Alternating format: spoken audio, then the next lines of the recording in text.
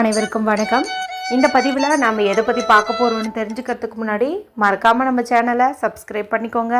பக்கத்தில் இருக்கிற பெல் பட்டனையும் கிளிக் பண்ணிவிட்டு ஆளுங்கிற ஆப்ஷன் கொடுத்துட்டிங்கன்னா நான் போடுற வீடியோக்கள் எல்லாமே மிஸ் ஆகாமல் நோட்டிஃபிகேஷனில் வந்துடும். இந்த பதிவு மிகவும் முக்கியமான பதிவு. உங்களுடைய வாழ்க்கையில் எடுத்த காரியங்களில் தடைகள் வந்துக்கிட்டே இருக்குது, எதுவுமே நல்லதாக நடக்கவே மாட்டேங்குது, பணத்தடையும் ஏற்படுது, இல்லை ஏதாவது ஒரு சுபகாரிய பேச்சு எடுக்கும்போது அங்கே ஒரு தடையாகிடுது, மொத்தத்தில் ஒரு நிம்மதியே இல்லை, எது எடுத்தாலும் எனக்கு தோல்வியாகவே இருக்குது அப்படின்னு நினைக்கிறவங்கெல்லாம் இப்போ நான் சொல்லக்கூடியதை நாளை நாளில் நீங்கள் செய்யுங்க. கண்டிப்பாக கைமேல் பலன் நிச்சயம் அப்படின்னே சொல்லலாம். ஏன்னா நாளைக்கு நமக்கு அப்படிப்பட்ட அற்புதமான ஒரு நாளாக அமைஞ்சிருக்குது. நாளைய நாளில் அப்படி என்ன சிறப்புன்னு பார்த்திங்கன்னா, நாளை மார்ச் மாதம் 22ஆம் தேதி பங்குனி மாதத்தின் 8ஆம் தேதி நிறைஞ்ச ஞாயிற்றுக்கிழமை நாளாக இருக்குது.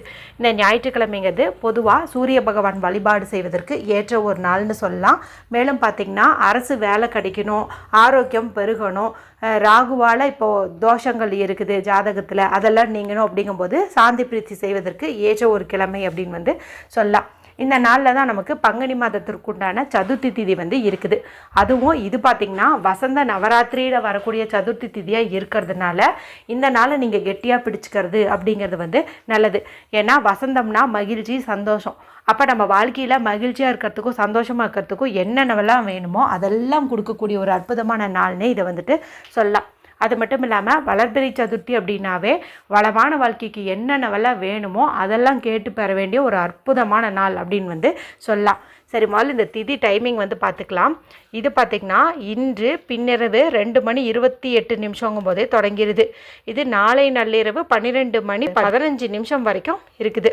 அதாவது முழுமையாக நாளைக்கு நமக்கு இந்த சதுர்த்தி திதி இருக்குது. ஏற்கனவே இந்த அற்புதமான நாளில் ஒரு குறிப்பிட்ட இலை மட்டும் உங்கள் கையில் கிடச்சிச்சின்னா விட்டுறாதீங்கன்னு சொல்லி ஒரு பரிகாரம் போட்டிருக்கிறேன். அதை நீங்கள் செய்வதன் மூலமாக 4 திசைகள்லேருந்தும் உங்களுக்கு பண வரவு மின்னல் வேகத்தில் வரும், பணத்தடை நீங்கும், அரசு வேலை கிடைக்கும், ஆரோக்கியம் பெருகும் அப்படின்னு சொல்லலாம். இது வரைக்கும் பார்க்காம இருந்தீங்கன்னா எண்டு ஸ்க்ரீனில் லிங்க் கொடுக்குறேன், மறக்காமல் செக் பண்ணி பாருங்கள். சரி, இப்போ இந்த பதிவுக்கான பரிகாரத்துக்குள்ளே போயிடலாம். இது பார்த்திங்கன்னா நாளைக்கு நமக்கு ஞாயிற்றுக்கிழமை நாளாக இருக்கிறதுனால ஒரு சிலர் அசைவம் சாப்பிடும் பழக்கம் இருக்கும். சரிங்களா? இந்த சதுர்த்தி திதி நமக்கு காலையிலிருந்தே இருக்குது, ஒரு நாள் முழுக்க இருக்குது. அப்படிங்கிறதுனால முடிஞ்ச அளவுக்கு நீங்கள் காலை நேரத்துலேயே குளிச்சுட்டு வீட்டில் இருக்கக்கூடிய விநாயகர் பெருமான் படத்தை தூய்மைப்படுத்துறது, விக்கிரகம் வச்சுருந்திங்கன்னா எளிமையான தண்ணீர்லையாவது அபிஷேகம் செய்கிறது, புதுசாக சந்தன குங்குமம் இடுவது, அருகம்புல் சாட்டுவது, இது மாதிரிலாம் நீங்கள் பண்ணிவிடுங்க. அதே போல் ஒரு டம்ளர் பாலாச்சும் வச்சு ஒரு தீபம் ஏற்றி வச்சு நீங்கள் வழிபாடு செஞ்சுருங்க. ஏன்னா பொதுவாகவே வளர்பிறை சதுர்த்தியில் நம்ம காலை நேரத்தில் தான் விநாயகர் பெருமான் வழிபாடு செய்யணும். வீட்டில் வழிபாடு செய்ய முடியலனாலும் பக்கத்தில் இருக்கிற அரச மரத்தடி விநாயகரையாவது நீங்கள் போயிட்டு தரிசனம் பண்ணிட்டு வர்றது அப்படிங்கிறது நல்லது. அதன் பிறகு நீங்கள் அசைவம் செய்கிறது, சாப்பிட்றது அதெல்லாம் உங்களுடைய விருப்பம். சரிங்களா? நான் இன்னொரு வீடியோ போட்டிருந்தேன்னு சொன்னேன் இல்லையா, அதில் கூட ஒரு பரிகாரம் சொல்லியிருப்பேன். அது செஞ்சு முடிக்கிற வரைக்கும் நீங்கள் சுத்தமாக இருக்கணும், அது செஞ்சதுக்கப்புறம் நீங்கள் என்ன வேணால் சாப்பிட்லாம் அப்படின்னு தான் சொல்லியிருப்பேன். ஸோ நீங்கள் காலையிலேயே இந்த வழிபாட்டு முறையை முடிச்சுட்டு நீங்கள் உங்களுடைய இஷ்டப்படி என்ன வேணாலும் பண்ணலாம். சரிங்களா? இப்போ நான் சொல்ல போகிறதும் பார்த்திங்கன்னா, காலையில் எழுந்ததும் நீங்கள் முடிஞ்ச அளவுக்கு குளிச்சுட்டு இந்த ஒரு மந்திரத்தை சொல்கிறது அப்படிங்கிறது நல்லது. இல்லைங்க உடம்பு சரியில்லாமல் இருக்குது, குளிக்க முடியாது அப்படின்னு நினச்சிங்கன்னா குறைந்தபட்சம் முகம் கை கால் கழுவிட்டு பல்லு விளக்கிட்டு நீங்கள் இந்த ஒரு மந்திரத்தை ஹால்லையாவது உட்காந்துட்டு சொல்கிறது அப்படிங்கிறது நல்லது.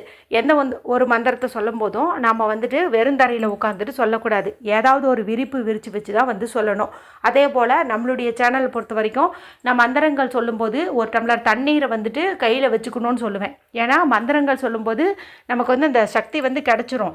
இருந்தாலும் அதனுடைய முழு பலனும் கிடைக்கணும்னா நம்ம முன்னாடி ஒரு டம்ளர் தண்ணீர் வச்சுக்கும் போது அந்த மந்திர உச்சாடனங்களை எல்லாம் அந்த தண்ணீரானது அப்படியே அப்சர்வ் பண்ணி வச்சுக்கும். மந்திரம் சொல்லி முடிச்சதுக்கப்புறமா அந்த தண்ணீரை நம்ம கொஞ்சம் கொஞ்சமாக குடிக்கும்போது நம்ம உடம்பு முழுவதுமே பார்த்திங்கன்னா அந்த சக்தி பரவி இருக்கும். அப்போ உடல் ஆத்மா எல்லாமே பார்த்திங்கன்னா தூய்மை அடையும். நம்ம என்ன நினச்சோமோ அதெல்லாம் நடக்கும். அதனால் குளிச்சிட்டோ அல்லது முகம் கை கால் கழுவிட்டோ ஒரு டம்ளர்லேயோ சொம்புலையோ பாட்டிலையோ தண்ணீர் பிடிச்சி வச்சுட்டு ஒரு விரிப்பையும் விரித்து வச்சுட்டு வடக்கு திசை நார்த்து ஃபேஸிங் பார்த்த மாதிரி உட்காந்துக்கோங்க. தீபம் ஏற்றி வச்சிங்கன்னா பூஜை அறையில் உட்காந்துக்கோங்க, தீபம் ஏற்றாதவங்க ஹால்லேயே உட்காந்துக்கோங்க. இப்போ நான் சொல்லக்கூடிய இந்த ஒரு மந்திரத்தை 27 முறை சொல்கிறது அப்படிங்கிறது சிறப்பு. அப்படி 27 முறை சொல்ல முடியலனா குறைந்தபட்சம் ஒரு 11 முறையாவது நீங்கள் சொல்கிறதுங்கிறது நல்லது. இது பார்த்திங்கன்னா நமக்கு நல்ல ஒரு ஜனவசியம் தனவசியம் எல்லாத்தையுமே தரும். அதாவது நமக்கு எதிரிகளே வந்து இருக்க மாட்டாங்க, எல்லாருமே நமக்கு வந்துட்டு வசியமாவாங்க. அதே போல் பணமும் வந்து நமக்கு வசியமாகும்.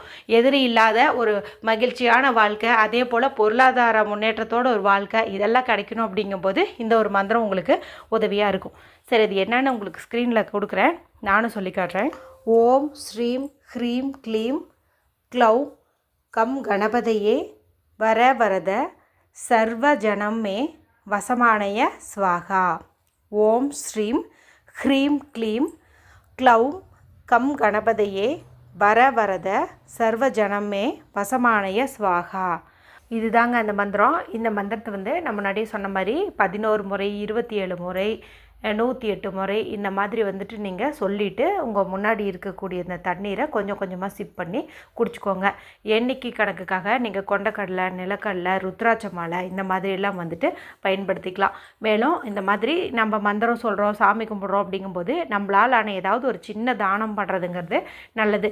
நாளைக்கு ஞாயிற்றுக்கிழமை நாளாக இருக்கிறதுனால கோதுமை வீட்டில் வச்சுருந்திங்கன்னா அது ஒரு 4-5 எடுத்தாவது பறவைகளுக்கோ இல்லை எறும்புகளுக்கோ நீங்கள் அப்படியே வந்து வெளியில் வாசலில் அல்லது மரத்துக்கடியில் தூவி விடுறது, மொட்டை மாடியில் போட்டு விடுறது, இதெல்லாமே வந்து உங்களுடைய கோரிக்கையை சீக்கிரமாகவே நிறைவேற்றுவதற்கு உதவியாக இருக்கும். காலையில் எழுந்ததும் மறக்காமல் இந்த ஒரு விஷயத்தை பண்ணிவிட்டு அதன் பிறகு நீங்கள் என்ன வேலை இருந்தாலும் தாராளமாக போய் பார்க்கலாம். நம்பிக்கையோடு இதை சொல்லுங்கள். இதை சொல்லி கோடீஸ்வரர் ஆகாமல் போனவங்க யாருமே இல்லைன்னு சொல்லலாம். அந்தளவுக்கு சக்தி வாய்ந்த ஒரு மந்திரம் இதுன்னே சொல்லலாம். அனைவரும் சொல்லி பலனடையுங்க. வீடியோ பிடிச்சிருந்தால் மற்றவங்களோடையும் ஷேர் பண்ணுங்கள், லைக் பண்ணுங்கள். மற்றும் ஒரு பயனுள்ள பதிவில் உங்களை சந்திக்கிறேன். நன்றி, வணக்கம்.